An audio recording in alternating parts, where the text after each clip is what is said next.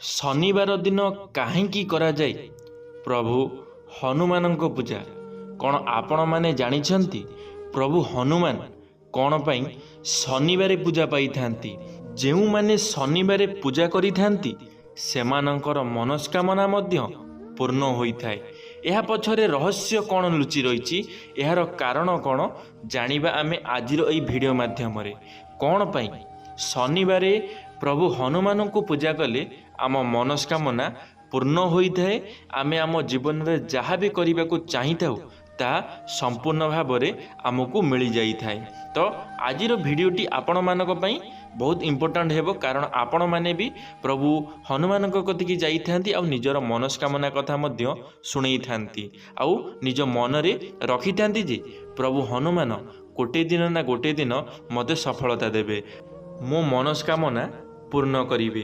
तो चलतु सांग माने आजिर भिडियोटी आरंभ करिबा। सांग माने मु विश्वजीत आपण मानकु स्वागत करुछि मोर एक नुआ भिडियो रे। जदि भिडियोटी आपण मानकु भल लागिबो लाइक टी निश्चित भाव में करिदेबे।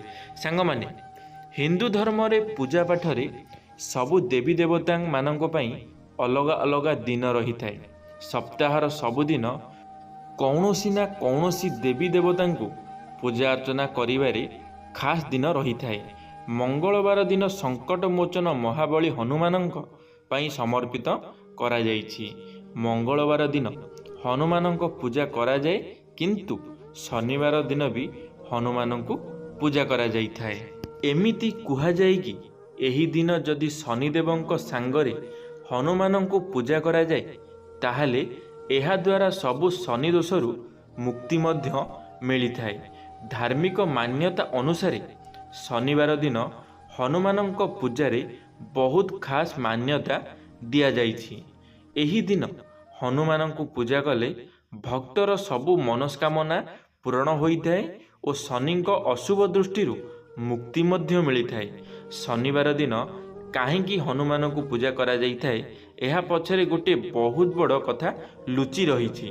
मंगलवार दिन हनुमानंक पूजा करिले भक्तंकु इच्छा अनुसार फल मिली थाए, किंतु शनिवार दिन जदि भक्त हनुमानंक पूजा करे ताहाले से व्यक्ति को बहुत भल लाभ मिली थाए।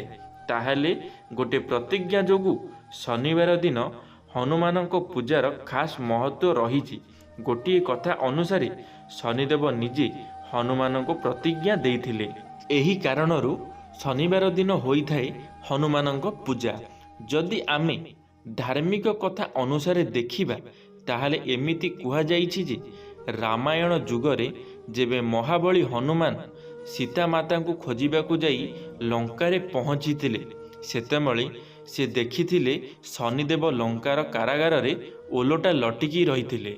जेतेबेले हनुमान शनिदेव को एहार कारण पचारिले शनिदेव कहिले रावण ता तपस्या बल सबु ग्रह मानंकु बंदी करिदेला।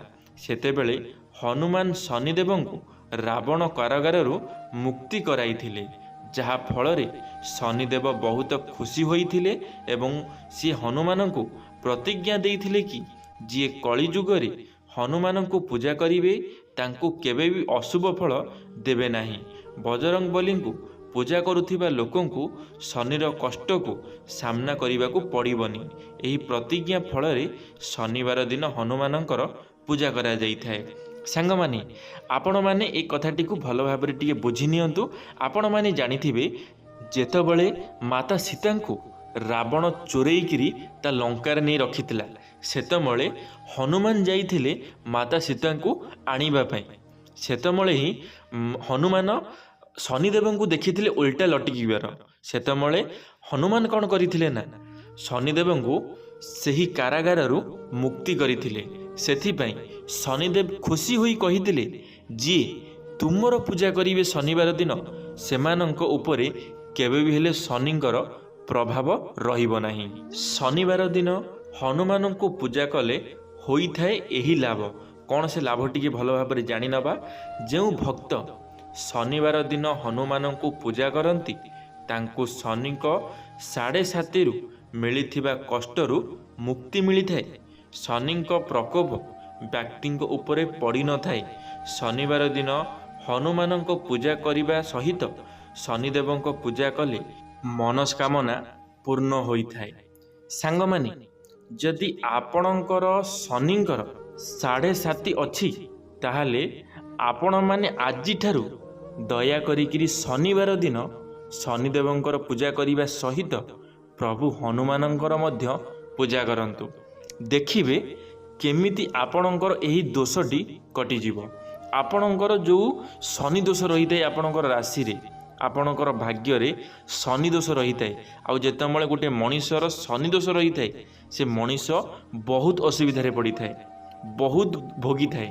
ତ ସେଥିପାଇଁ ଯଦି ଆପଣମାନେ ଶନି ଦୋଷ କାଟିବା ପାଇଁ ଚାହୁଁଛନ୍ତି, ତାହେଲେ ଆଜିଠାରୁ ହିଁ ଶନିବାର ଦିନ ଶନିଦେବଙ୍କ ସହିତ ହନୁମାନଙ୍କର ମଧ୍ୟ ପୂଜା କରିବା ଆରମ୍ଭ କରିଦିଅନ୍ତୁ।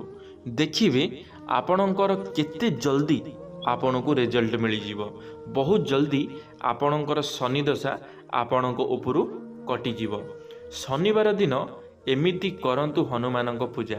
ଶନିବାର ଦିନ ଆମେ କେମିତି ହନୁମାନଙ୍କର ପୂଜା କରିବା, ଏବେ ଆମେ ଭଲ ଭାବରେ ଜାଣିନେବା।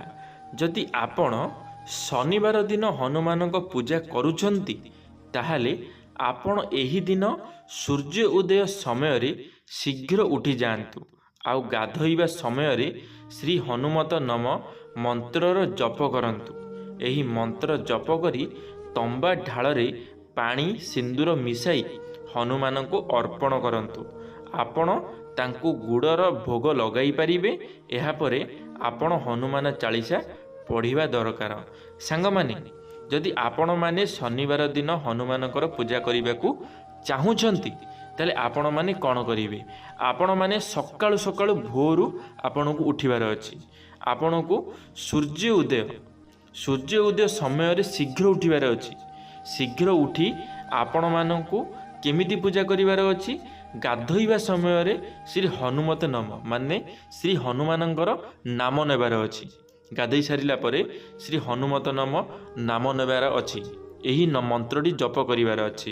ଏହି ମନ୍ତ୍ରଟି ଜପ କରି ତମ୍ବା ଢାଳରେ, ତମ୍ବାର ଯେଉଁ ପାତ୍ର ଆସିଥାଏ, ତମ୍ବାର ଢାଳ ଆସିଥାଏ, ସେହି ଢାଳରେ ସିନ୍ଦୁର ମିଶାଇ ସେହି ପାଣିକୁ ହନୁମାନଙ୍କୁ ଅର୍ପଣ କରନ୍ତୁ। ଦେଖିବେ ଆପଣମାନଙ୍କୁ କେମିତି ଶୁଭ ଖବର ମିଳୁଛି, କେମିତି ଶୁଭ ଫଳ ମିଳୁଛି ଆପଣମାନେ ନିଜେ ଦେଖିପାରିବେ। ଆଉ ଗୁଡ଼ର ଭୋଗ ମଧ୍ୟ ଆପଣମାନେ ଲଗେଇ ପାରିବେ। ଗୁଡ଼ର ଭୋଗ ଲଗାନ୍ତୁ, ତମ୍ବା ପାତ୍ରରେ ସିନ୍ଦୁର ଲଗେଇ ପାଣି ଅର୍ପଣ କରନ୍ତୁ। ଏହାପରେ ହନୁମାନ ଚାଳିଶା ପଢ଼ନ୍ତୁ।